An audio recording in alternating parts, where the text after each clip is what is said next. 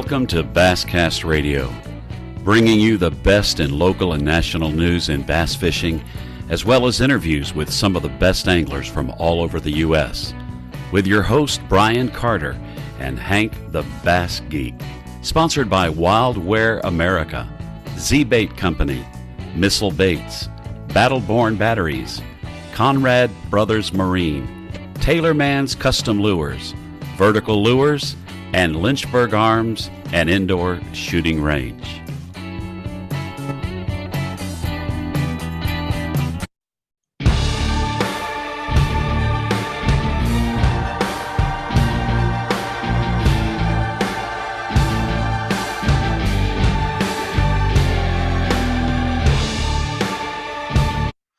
All right, guys, we are back with another great episode of Basscast Radio, and I got back with me tonight, my co-host, Hank, the Bass Geek.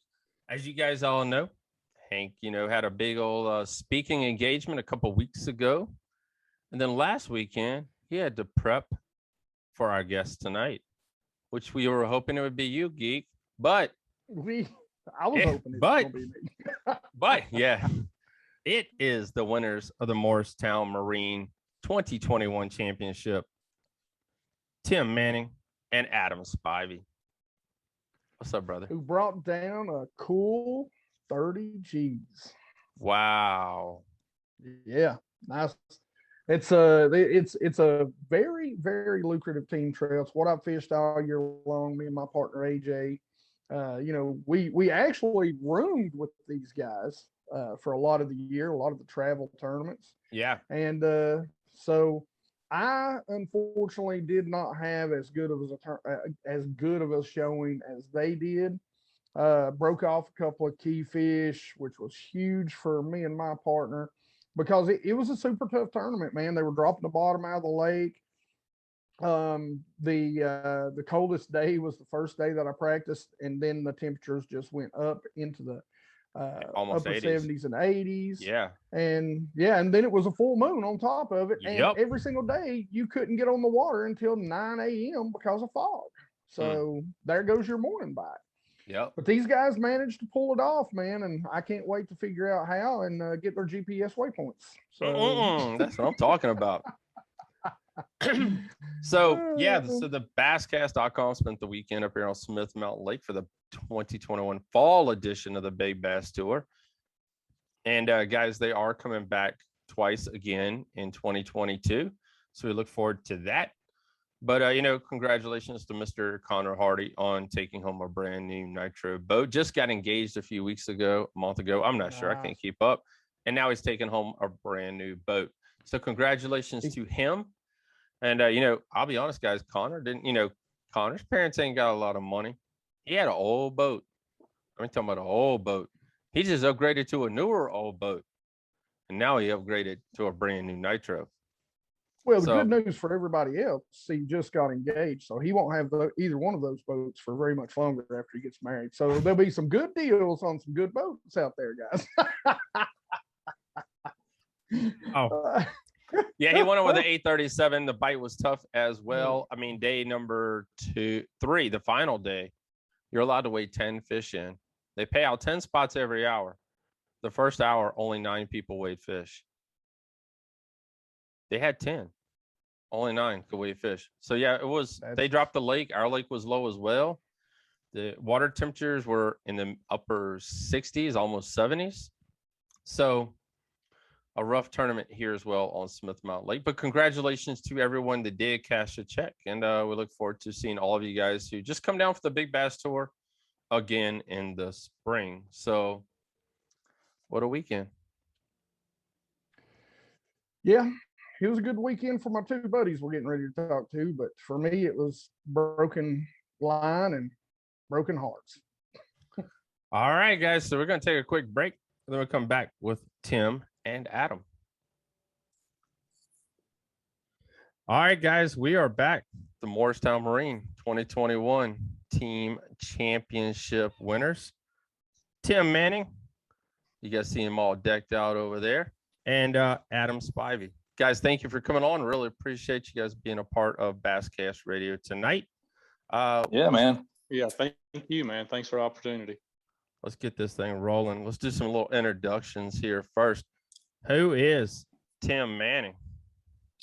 The one and only Tim Manning. There you go. Yeah, Tim Manning. I own Angler Tungsten company, and just like everybody else out here in the fishing world, man, love to fish, love to be involved.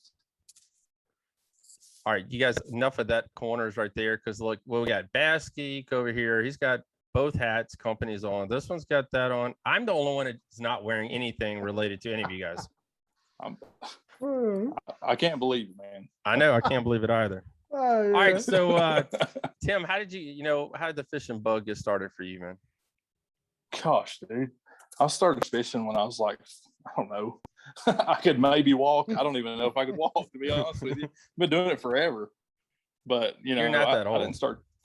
No, well, I mean, I'm 31, but I started fishing, when I was probably 4 or 5 years old, I guess, right. The first time I went. But been hooked, man. What do you remember your first tournament? My first tournament. I do remember my first tournament. I was fishing out of this old, I think it was a javelin that I had at the time, 18.5-foot javelin. Yeah, weighed 9,000 pounds. Oh yeah, 9,000 pounds and a shotgun start. That was my very first tournament. Oh yeah, yeah. It was wide open, son. Oh, how I don't miss the shotgun starts. Oh, it was epic. It got me hooked. I think I was like, oh man, the need for speed. Oh. What was your? What size was that motor? What was that motor on that thing? I'm wanting to think it was what was it, 200 maybe? Oh wow, that's pretty impressive for them. Yeah, or might have been a 150. I was remember. Gonna put money on it being a 150. Yeah, it may have been a 150. Holy cow! Yeah, I had 3 of those boats, man. It seemed like I was stuck in a javelin forever. Wow. I have never been in a javelin at all. I've been in about every manufacturer out there, but everyone said that was the heaviest boat ever created. Oh yeah, it's pretty heavy. Holy cow! Yeah, it took 150 and pushing to get it up on plane. Yeah, and a lot of gas. Yeah, that was the other thing too. A whole lot of gas. Listen, I still run a 98 Johnson, so I know all about the gas and the oil price. Hey, that gas, man, ain't no joke. All right, Adam, tell us a little bit about yourself, man. Hey, I'm Adam Spivey, and I just really love to bass fish. I started, I guess, about like Tim, 5 or 6 years old down on Old Powell River, just love for catching smallmouth. It's just got stronger, and I just really enjoy it. And first tournament I was ever in, I came in second place. It was a little tournament. I used to have a Triton. It was aluminum jet boat, and we fished it out of it with a little 40. And kind of relate back to what Tim said, the second one I ever got into, it was just shotgun on Boone Lake here in East Tennessee. And it about sunk us. And after that, I was like, man, I got to do something with this 16-foot aluminum boat with this 40 jet. We're going to sink this thing, man. But just the love of bass fishing, it's just really grown over the years. I don't know. It just gets sweeter and sweeter every year. I just love to chase them and don't see myself ever getting out of it. I don't see how I could. That's awesome. I want a jet boat so bad to run the Holston, man. Gosh, yeah. I want a jet boat so you and bad. me both, buddy. Yes. They got their places, boys, in the river, but they ain't for bass tournaments because no. And plus the live wells aren't that great either. Yeah, we made it work. Let's those bigger tournaments on Douglas. Let's start running those tunnel holes and jets again. Then we buy it. That's awesome. So what made you get into it, man? The whole tackle business. Just to be honest with you, I really don't know. I just kind of had an idea one day and ran with it. And, next thing I know, I'm selling tungsten all the time. But it had to have been a reason. I mean, it had to have been like a need that you felt that you were meeting for, someone else. I mean, I'll be other than honest yourself at Angler I'll Tungsten. be honest with you. I I started my business, Yeah. When I started my business, I was actually doing like a online like boat like resale website. Okay. And it was called Angler Connect. And it kind of started out of that. And then just like, I don't know, it just one thing led to another. That wasn't doing so hot. And I was like, I want to get into the tungsten business. So I kind of looked into it, researched it, figured out how to do it, and just did it, man. Made it happen and stuck with it and stuck with it and stuck with it. And then started to slowly take off. So that's awesome. That was it. Yeah, it's pretty cool. Now we're riding down the road on the way to the tournament, and his phone's going ding, ding, ding. He's like, oh, that's just orders. And I'm like, well, that's just like ching, you know, that's just like that's just me. Yeah. That's just me hitting him up for free stuff all the time. I'm like, dude, yeah, some daggone Ned heads. I'm tired. That's what I was about to say. How about some Ned rigs? Wow, that's awesome. I apologize first on the name. Let's apologize first. So this tournament right here, the Morristown Marine, there's a lot of big sticks in this thing, man. I mean, I went down there. You know, I knew you guys I think you guys have a new tournament director this year. Yeah, we do. Andy Cole is taking over the Morristown Marine, done a terrific job with it. Yeah. Some things changed in 2021. But look back at the 21 season, you know, what's been some of your takeaways leading up to this championship?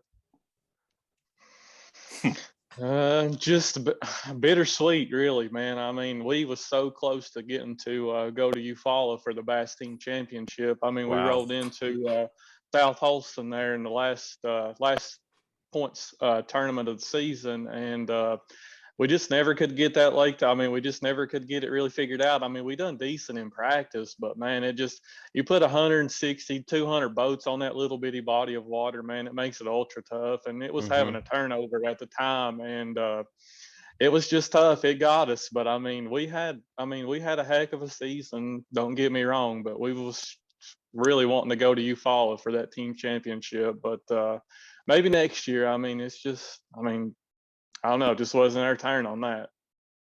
That's awesome.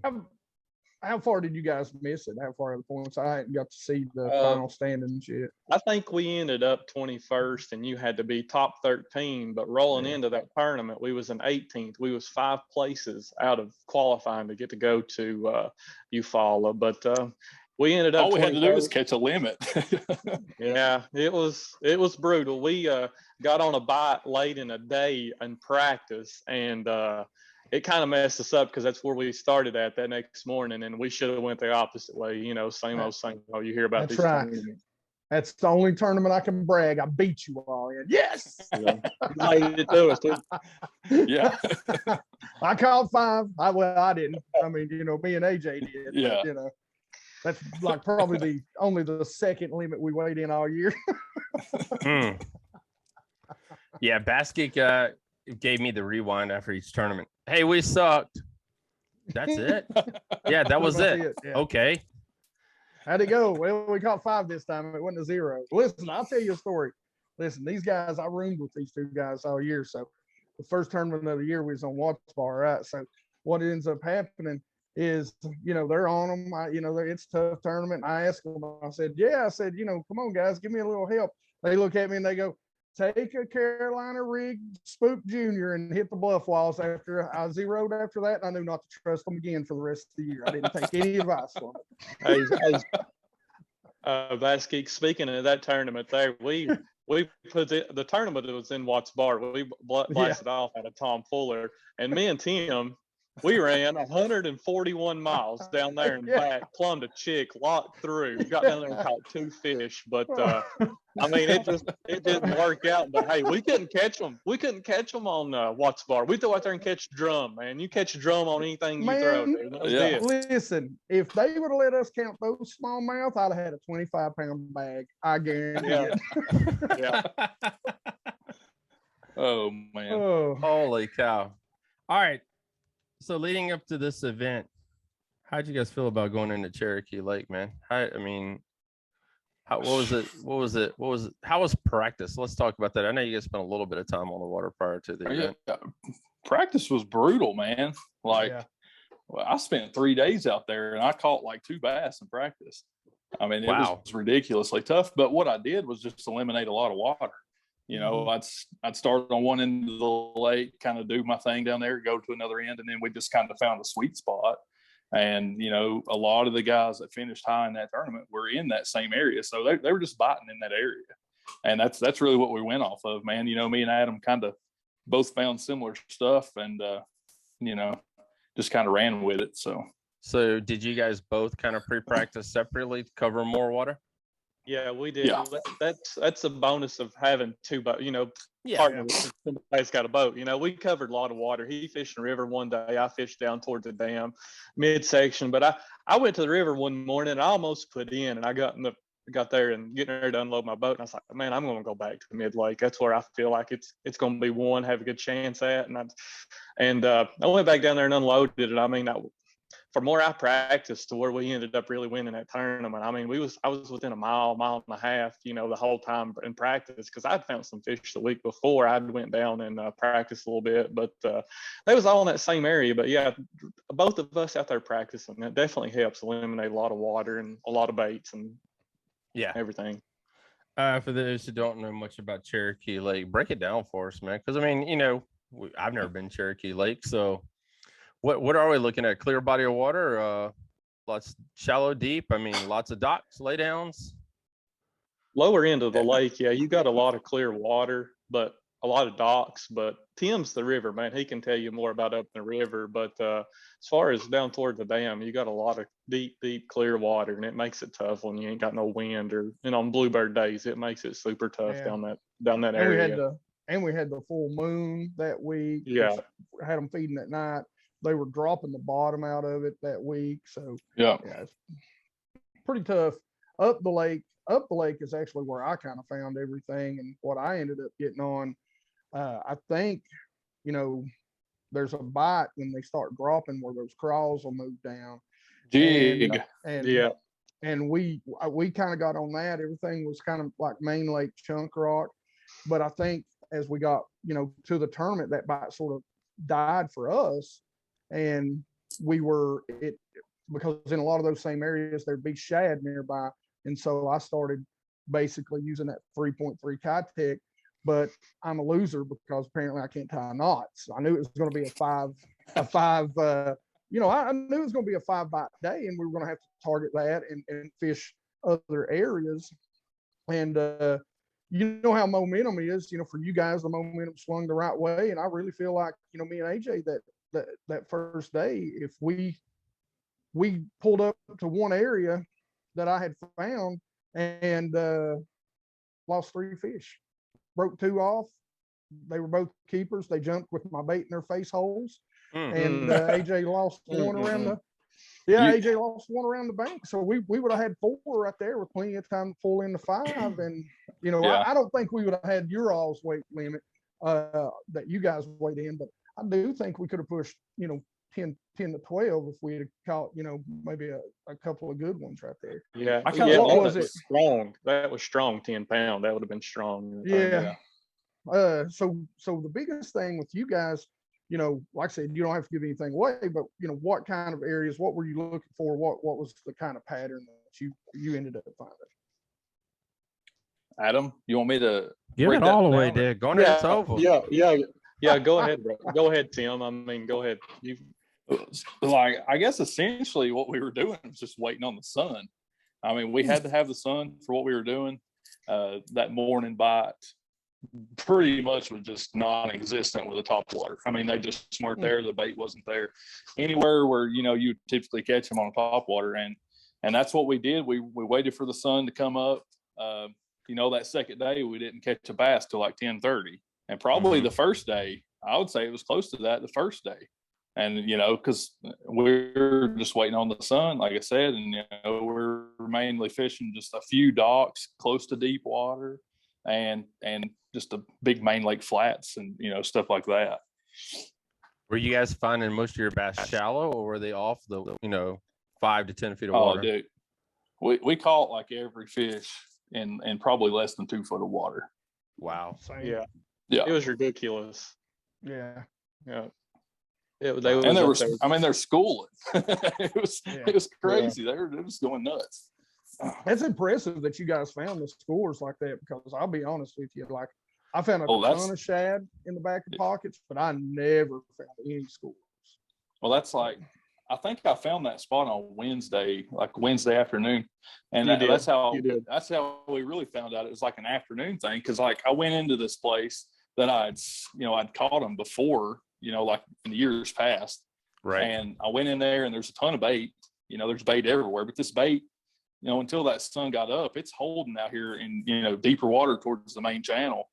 And I went back in there again late that afternoon, and they were schooling, and that's when the light bulb kind of went off. It's like, okay, well, maybe they're waiting on sunshine, the water to warm, and that bait fish move up, and I think that's really what it was, man, because it was like clockwork. I mean, once the sun got up, the wind started blowing just a little bit, you could go catch them. So we had a fog delay on the first day, and so they extended it. Did that actually help you guys on day one? On day one. Yeah, we feel like it played a big hand on day one, because we pulled in a spot about 1:30, and from 1:30 to about 3 o'clock, we caught them pretty good, and we feel that extra hour and that fog delay helped us on that first day. It sure did. Were you guys finding potential fish that you think would be players for day two as well, or do you have to end up running? Yeah. Or is it just replenishing? It was replenishing, really, and we had 2 more areas that was really super close to that spot. Go ahead, Geek. So you guys, were you just catching them on top water, if you don't mind? Were you just walking baits, popping baits, just a variation of run through a couple, 3 baits? Yeah, we caught them all on a type of walking bait. Like me and Adam both were throwing different walking baits. So I really don't think that mattered. I think it was just when they were feeding on top, you had to have something there, Yeah. And then we caught a key fish both days on a jig. I mean, both those fish those jig fish were 2 3/4, 3 pounds. And I think without either one of them, we may have not had a shot of winning it. They were pretty key, I think. Yeah, but yeah, those jig fish, Tim caught both of those jig fish, and those went a long ways. If I ain't mistaken, the second jig fish was the first day, and he caught it. And to get us going Sunday morning, man, it wasn't going our way. It was slow. It was about 15 after 10, and I get ready to go back in this place where we've caught them on day one, and I almost go by this dock, and I'm like, man, I'm gonna stop here on this dock. And I was like, dude, flip that jig over there. Dude, he flips that jig over there. So next thing I know, I just see a bull coming out, and I'm going to get the net. And I was like, all right, we're getting it rolling now. But so yeah. Before we get into day two, tell everybody what your weight was and where you were at going at the end of day one. Yeah, I think we had 1361. Yes, we did. Day one, and sitting in 5th place overall. So what did you think you had to have really going into day two? To be honest, I mean, we both kind of talked about this when it's like, well, some of the sticks that was in this tournament, Josh Rourke and the Jeremy Gordons, I mean, usually, man, they go out on day one, they figure something else out, and we was like, well, day two, these boys here probably gonna have 15 to 17. So we was thinking we needed 16 and a half to make a run at it, and it just worked out that we didn't have to have that much. If they struggled too, it was just the lake was just fishing hard, man. It was just tough on everybody, and we didn't. Well, as far as bites go, we didn't blow it out of the water. We just capitalized on everything that we got a hook in. We got it in the boat. That meant a lot. Yeah, like Saturday, we only had 5, 6 bites, maybe 5 or 6 bites. Yeah, and the same on Sunday. That's it. And I'll be honest with you, I actually talked to Rourke. He pulled up beside of me and AJ, and unfortunately, they had one die on, and so that hurt them a little bit. And he said the same thing, that they had caught 5, maybe 6 keepers all day, and that was honestly, I knew that. I told AJ, immediately, I said, this is just a tournament where we've got to keep our lines in the water, and we just got to go fish. But Yeah, man. So surprised that you guys found them busting, dude, because that's I mean, it had to be a very small area that you guys It found. was. Because I don't know of anybody that was catching them on top water. But so going into day 2, you thought you were going to have 16 pounds. So you get out there. Was there a fog delay on day 2? No, because I didn't even bother showing up for day 2. I'm going to be honest. I knew my butt wasn't going to contend. I was just staying home drinking beer. So I didn't know that, Bass Geek. I mean, heck. Oh yeah, no, I wasn't coming. The embarrassment was already done, so I was done with it. I'd had to have 16 pounds just to finish in the last place check by the time it was done.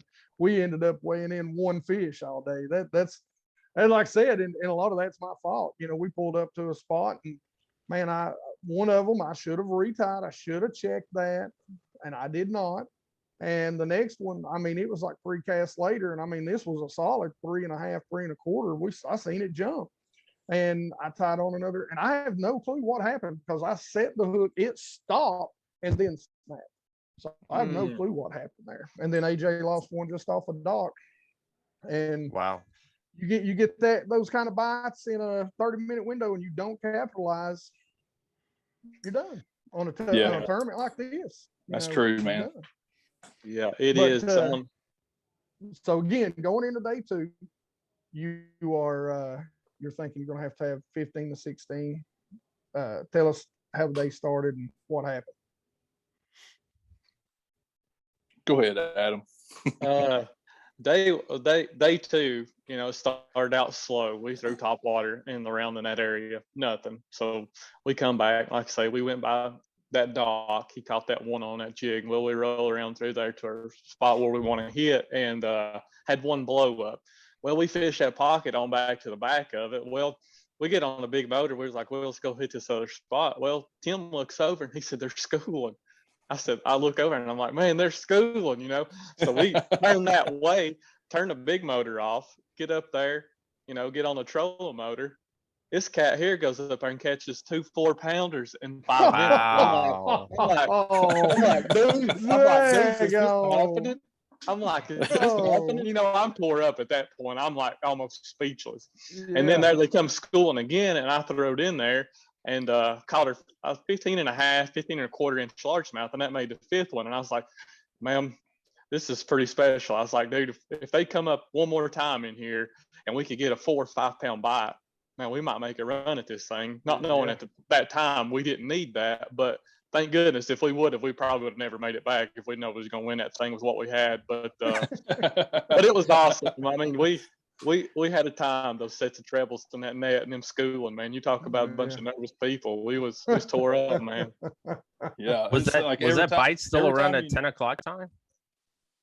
Oh yeah. That's when it got good. It's like it got good when the sun got up. It was before, you know, most people, you go out, you know, you want to hit top water and then sun comes up. Let's quit throwing. Well, this was the exact opposite. You wanted to start throwing top water when it got about 10:30, didn't you, Tim? I mean, that's what happened to us. You know, all day long, man. Wow. And I believe if it would have been like in practice, if they would have bid it like when they normally do at daylight and earlier, people would have found that area. But they didn't school until up in the day, and people kind of forgot about it because, you know, it was slick, bluebird skies. It's hot still. You know, people are no wind. It's tough. No wind either. But you know, I'm. You know, you're at that point, I'll tell you, I'm not looking for top water unless I've got some dirty water. You know, I mean, that's crazy. That's a special bite, man. Way to go, guys. Yeah, we appreciate it. We did. It was a special day, special 2 days, that's for sure. Mm-hmm. Yeah, it's tough on Cherokee to catch them like that one day, let alone 2. Yeah, that is the truth. Yeah, that fall bite, they're usually 2 foot behind that spook, twirling on it. You know, and they don't come back. But these fish were aggressive. If they knocked my spook out of the water a couple of times, and the whole fish would come out of the water with it. Well, as soon as it hit the water, they'd grab that thing. I mean, they were vicious. They were definitely putting the feed bag on. They were ready for the feed bag. They was eating good. All right, guys, tonight we have the Morristown Marine winners, Tim Manning and Adam Spivey. They're giving us a look back at their big victory, $34,250. It's gonna help out Angler Tungsten a little bit there, man. It's gonna, Oh yeah. help kick it a little bit more into gear there. Yeah. But that's for sure. definitely. But looking back at the event now, there's always a takeaway. We're always learning something. I mean, even if we fished the lake 100 times, things change. And what was some of you all's takeaway from this event? Go ahead, Tim. I would say have patience. That's a big thing because you never know when you're going to get a bite. And that, like for us, I mean, like I said, it sounds like we were just wrecking them because they're schooling, but that's not the way it was. Like we had to wait and pull way off of an area and wait for them to come back up and then get a little closer where we could cast to them. I mean, patience, man, and just having the confidence to stay in that area and wait it out because it was nerve-wracking. I mean, you get up to like 1:30, 2 o'clock in the day and you're like, bro, we got 3 fish, we need 2 more. And then all of a sudden in like 30 seconds, you catch 2 more, and that's, man, patience and confidence is super, super key. No doubt. Yeah. And I'd like to throw something in on that too, just keeping confidence in the area that you're in and not, spinning out and being like, man, we got 3, let's go try to catch just 2 little ones. We stuck to our guns. We told each other, we're going to live and die by these few spots right here. And we did, and it paid out. Just keeping our bait in the water. Would probably be the most thing I probably take away from it that I learned that really helped that I'll look back on, just keep the bait in the water. There you go. Geek. Yep. Man, like I said, I know these 2 yahoos. I consider them friends. Even though they made the fat check and wouldn't even share their D holes with us. I'm kidding. They were always happy to help us out, man. I got nothing for them but respect and love. And like I told them when I called them after I found out they won, for me, it's not a question. It's more of a statement. If I couldn't win it, they're the ones that I wanted to win. So, I'm happy. I know these guys. I've talked to them all year, and I know how much time they put in on the water, and how much time and effort they put into this series. And, just a lot of respect for them. How many teams? Appreciate it, man. How many teams? How many teams qualified for this event? 166 teams. Wow. That's a normal event has like 250. Yeah. Usually. I think we averaged right at like 232, 235 this year per tournament. It's super tough. It's super tough to win one of these things. Like it really is. It's tough. Yeah, you got guys coming from Ohio, North Carolina, South Carolina. Oh yeah, Kentucky. Well, you get out there, you see people from everywhere, and these guys, they come in, they spend a week at a time, at practice, and I mean, you either got to get really lucky or get on them, to beat these boys because. Holy cow! They don't let you win it easy. They don't give it to you easy. You got to work for it. That's for sure. Entry fee per payout. I mean, you think about it, if you split it, it's what, $150 a boat for a $10,000 payout. Yeah. You've got the $50 at the beginning of the year, but I mean, Jesus Christ, that's freaking $75 a piece, man, to play for 10K. Yeah, you can't beat it. Is it one for every 5 they pay out, or one for every 7? I don't know. Sure. Most of the time they paid all the way down. Like I think like in most tournaments. It's in the 30s, right? Yeah, they always usually pay 30, 32 places every tournament.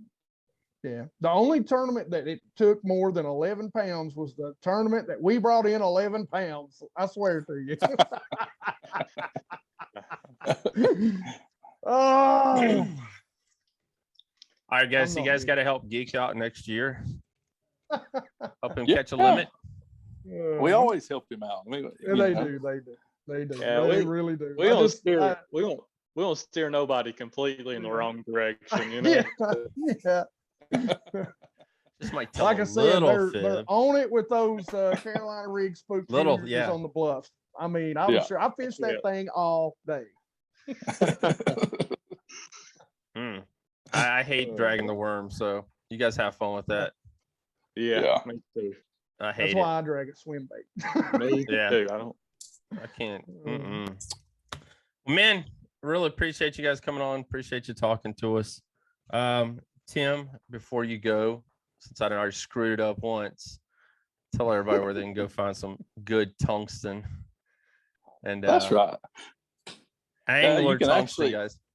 Yeah, anglertungstenco.com.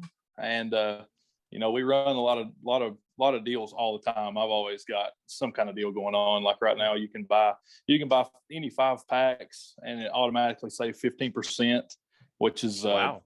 pretty legit deal. And you can also use Bass Geek's code and get 20%. So I didn't know. Probably go that route. Bass Geeks never really told me about a code. Well, Bass Geek's got a code. I try not to over pump myself. I gave you a code to share, bro. I'm a dirty little money grubbing hoe bag, but I try not to be on other people's channels. And speaking of the Bass Geek there. No, that's what I said. Everybody, it's what? like there's Angler Tungsten clothes. It's like Bass Geek clothes. There's the hat. I'm like, damn. I told Tim, I said, Tim, you got to get me one of these hats. I said, Right. man, that's my color. That's what I wear all the time. And I swear to you, if you ain't been watching my videos, almost every video, it's the lid is on the head, man. Oh, I've seen it. I'm gonna send you a hat, Brian. I appreciate it. Now you guys are awesome. And I appreciate you, Bass Geek, for the shirt. He met me there last week and gave me this shirt, man. I appreciate it. Now listen, you can't be telling them I gave it to you because then they're going to expect freebies. I can't be giving. I mean, we'll just say that we traded a shirt for a waypoint. Something of value. Yeah. I do got to get Tim, and I got to get Brian a shirt at least. We're gonna I don't have hats. I'm coming Tim's down. got to help me find some good hats. If Geek puts me on the schedule, the Basscast plan on coming down that way for a long weekend. So hopefully we get to meet both of you guys and get to hang out. Dude. So that's what we definitely want to do. So hopefully we're waiting on that guy over there to put a schedule together to the left of us. So he just got to tell. It'll be better than me and Tim going out when my lower unit went out. that was some good wings though, man. I at least did buying beer and wings. Well, guys, what else do you have planned for the rest of this year? Anything? Are we done? We're going hunting. I see a big old deer behind you, Adam. Yeah, I like to deer hunt. I do. I like to deer hunt in the fall because, sometimes fishing's inconsistent. So is deer hunting. But there's another tournament this weekend, a Morristown Marine Winter Trail on Cherokee. And I'm not sure that I may go, I may not. If I win, I'd be by myself. They're giving some pretty rough weather this weekend. But, man, it's tempting to go back out there and give it one more shot, They're still there.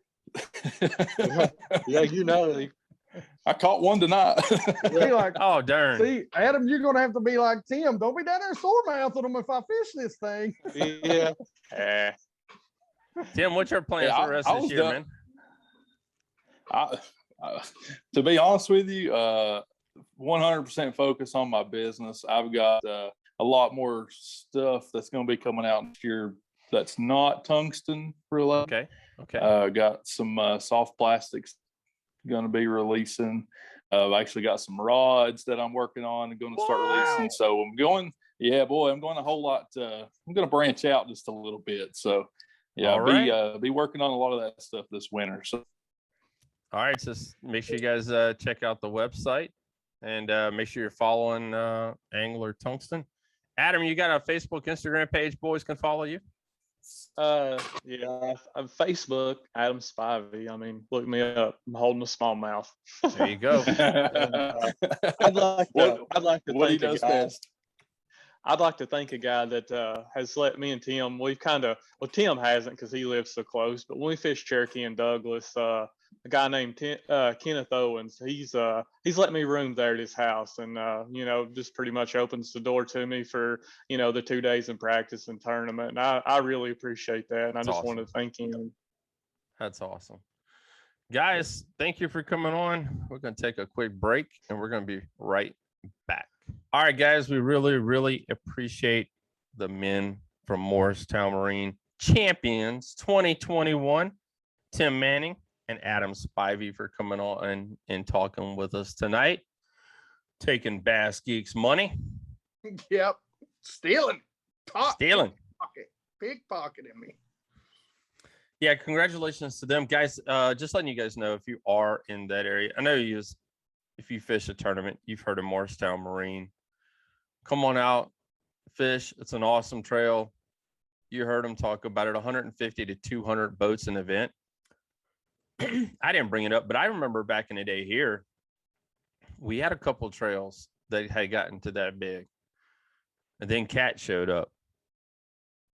Cat. Carolina Anglers Team Tournament Trail showed up, and he busted all the bubbles around here. I can tell you that right now, because he brought all his little clubs and all his little events to all these lakes, and then all you had to do was fish a couple, and then it went from this big huge bubble to like 50 to 150 boats tournament. But we're still, I mean, you know, the Federation is starting to make a comeback around here. English Choice is still hanging around the 150 mark. They've gotten close to 200 at one time.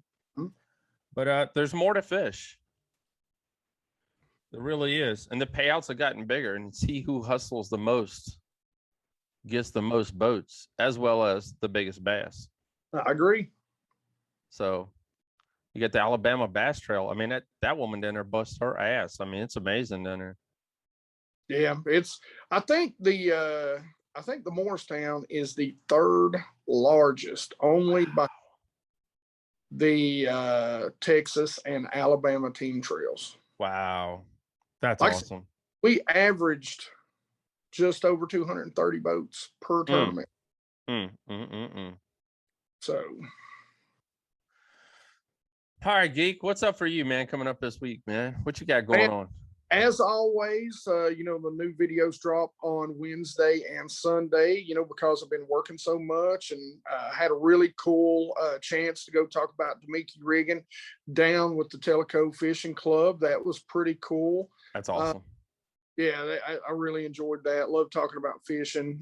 So, you know, if anybody's out there and you want me to come, you know, talk about electronics, a certain technique that, you know, you've seen on my channel, Bass Geek on YouTube, you know, there's an email right there in the description. You can hit me, you know, it's bassgeek.biteme@gmail.com. There you go. You know, we're just going to, you know, we're just going to keep the grind up, you know, really working on next year, trying to figure out where I'm going next year, trying to figure out when I'm going to get you down here. Yes. We really do need to work that out, but already getting some preliminary good trips scheduled, maybe a couple up to Lake St. Clair, maybe a couple down to North and South Carolina, you know, so I'd love to come up and fish Smith and some of those grassy lakes further north from you. Yeah, because there ain't no grass in Smith, I can tell you that. No, but there's some big bass in Smith though. It's pretty neat. I'd like to hit that maybe during the spring, but got a Dale Hollow trip scheduled, got a Cumberland Lake trip scheduled. So, and then like I said, I'm going to fish those go fish some smaller club tournaments next year. Awesome. Really going to focus on the channel. So anybody want to be sponsoring the Basscast and the Bass Geek, hit us up. There you go. We ready to go to the next level. You got that right. You are 100% right. Guys, don't forget the basscast.com will be in Kerr Lake all weekend long. We're covering the Phantom Outdoors event on Kerr Lake, going out of the Nutbush ramp. We'll be down there on Saturday, and on Sunday we'll be at the Five Alive Championship. And like Bass Geek says, man, you know, I added a tip jar to the Basscast. We'd love to have your tips. You like the Basscast, you like what we're doing, you want to continue to see it grow, throw $1 in the tip jar, man. Tell us what you want to see, tell us what you want to hear. We love to get your feedback and your opinion. So, because like I said, we're growing as well. Make sure you head on over and check out Baskey's YouTube channel. Hit the subscribe button, and as always, hit the bell for notifications. That way, anytime he drops a video, or if he decides to go live all of a sudden, you will. Yeah, all of a sudden. Hey, you will be notified. So check them all out. Don't forget, like I said, check out Tim Manning at Angler Tungsten and Adam Spivey. So thank them for coming on and talking with us tonight. And guys, man, we appreciate you all. And we look forward to seeing you guys all really, really soon. Let me find some outro music here. Have a great week, everyone. Be safe out on the water. And more great guests coming soon right here at Basscast Radio.